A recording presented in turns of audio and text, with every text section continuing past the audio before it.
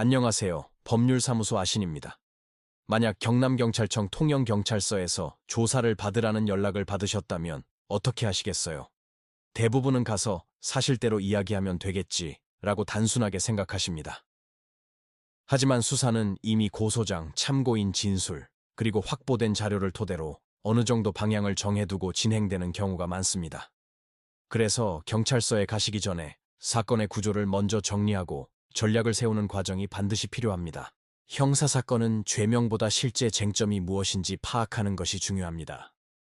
예를 들어 절도죄는 점유와 고의가, 성매수는 대가성과 인식이, 성범죄는 진술의 일관성과 객관적인 정황이, 보험사기는 자금의 흐름과 공모관계가 핵심 쟁점이 됩니다.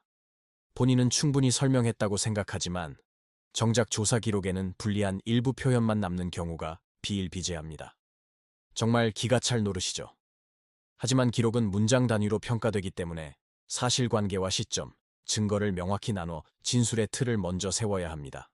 경찰 조사는 끝이 아니라 이후 재판까지 이어지는 모든 절차의 출발점입니다. 송치 여부, 검찰의 기소 가능성, 그리고 나중에 재판에서 다툴 부분까지 종합적으로 고려해야 합니다.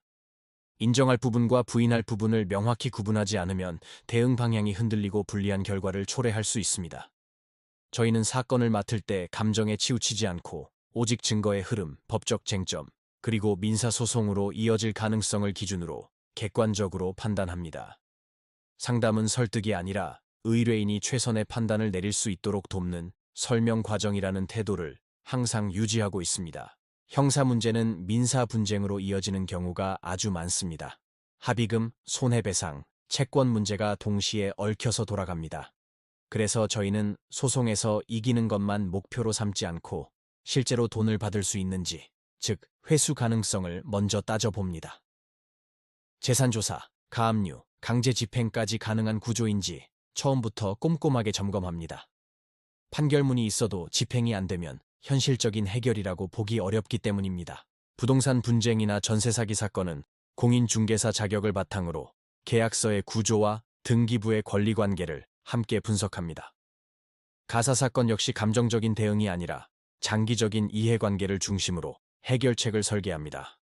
이혼, 재산 분할, 양육권, 성년 후견 문제 모두 이후에 발생할 수 있는 분쟁 가능성까지 고려해서 방향을 정합니다. 또한 출입국 문제와 형사 절차가 얽힌 사건은 형사, 민사, 행정 절차를 분리하지 않고 하나의 큰 흐름으로 종합 검토합니다. 상담부터 조사 입회, 소송, 그리고 집행까지 모든 과정을 직접 챙기는 곳. 이런 기준으로 형사, 민사, 가사, 부동산, 행정 분야 전반을 다루는 곳이 바로 법률사무소 아신입니다. 지금 상담이 필요하시다면 영상 설명글에 연락처를 참고해주세요. 구독과 좋아요는 더 좋은 법률 정보를 만드는 데 큰 힘이 됩니다. 감사합니다.